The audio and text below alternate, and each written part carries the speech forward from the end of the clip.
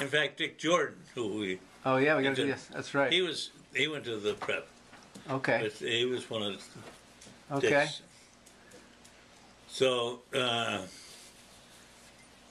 was our career in Very athletic baseball. minded. Very Oh, athletic. very Was athletic. your dad an athlete, or is he? How did you He- guys get it so? Well, what happened was that, by the way, we didn't have any adult coaches. We did that ourselves. But we You guys want to ask something? Well, your mom, you got some of your athleticism from your mom played tennis. yeah, right? she played tennis. She was Oh, a I didn't tennis- know that. Really? Yeah. Awesome. So we were from a very athletic family, and we did quite well. Good. What did you say your dad did? Was he in sports too? Did I? He was he ran. He was a ran. runner. Okay. But that wasn't popular when we were growing up. Right. see. Right. Still probably isn't too popular. Right. But being fast is critical. Yeah. Yeah. Now, is this a good part for the bicycle story? A good transition. No, the bicycle story. No, I'll tell you about the bicycle. That story. That's still different. We bought a bike for 50 cents, and so we were. How old were you?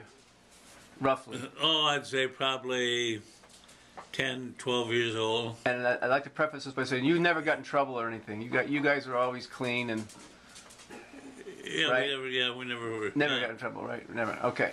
So they were riding down this hill because Granny had some major hills.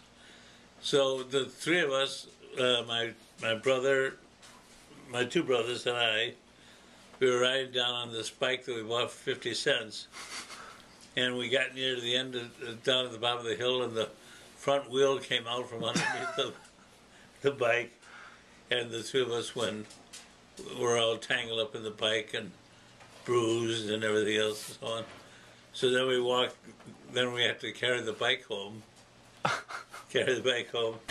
and we said to our mom, "You'll never guess what happened." The front wheel came out from underneath the bike, and we fell, and here's all our bruises. And so that you had built up some pretty good speed at that point because it was, Oh, it was yeah, a big hill. yeah. Yeah. No It one, was a steep hill, yeah. nobody lost any teeth or anything. Nobody broken bones. No, nobody- really. yeah. But you bounced back. Right. Very impressive. You like that I one? like that one. Yeah. I think when I heard it the first time, I think you had about 12 beers before you told it. It was a little bit more Oh. elaborate, but that's okay. That was good. That was good. Okay. All right, so that's a good story. You have any other good stories about growing up? So we have a time limit Well, I on this. told you should now. tell I told you the house where we bought. Yeah. That I mentioned that before. That see, my grandfather, my mother's father, he owned a brewery, That's a good. I'm glad you brought that up. and so that they made lots of money there. So that they bought this house for my mom and dad, Nice. and it was in a nice neighborhood. What was the name of the brewery? Let me see. Huffnagel? Birch. Hufnagel, Birchola. Birchola? That was the pop. We also had that was like a soda drink. Okay. During Prohibition, that. Oh yeah. I did all kinds of stories on that. And I'll say that they were brewing good beer when they weren't supposed to, and then this one day a truck was pulling out of the brewery, and the police were there.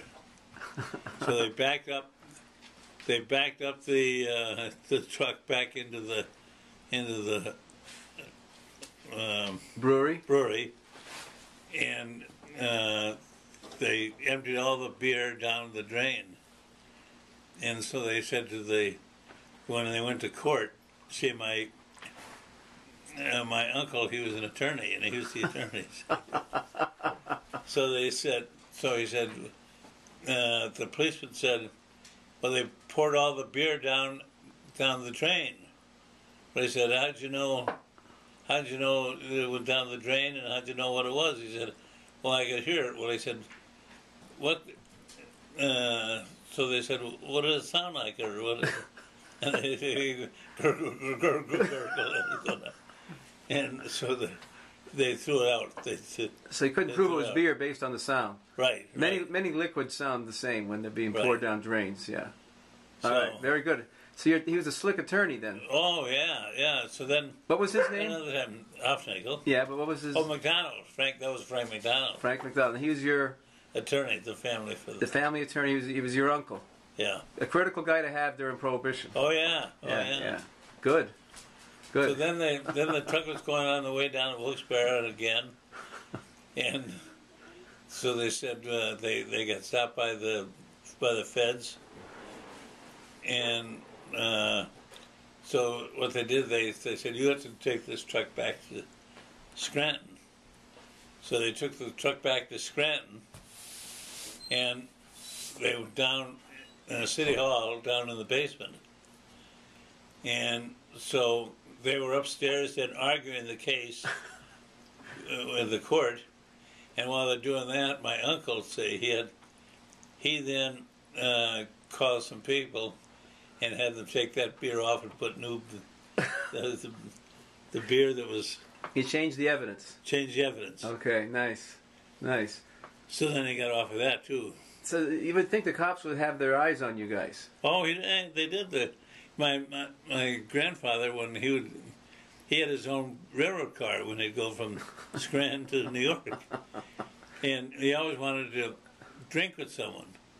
So he was coming back on the train, and so he saw this gentleman, and he said, why don't you come in the back room? He said, and have a drink with me. So the guy said, okay. And then he flashed he was a federal guy. So what he did is he said, you're under arrest, to my grandfather. And my grandfather then, so when he called up his son-in-law, who was Lansdorf, and he was an attorney, and so they got off of that one. Because he claimed it was for what? The drinking was for medicinal purposes. Yeah, right. Right. Okay, wait a minute.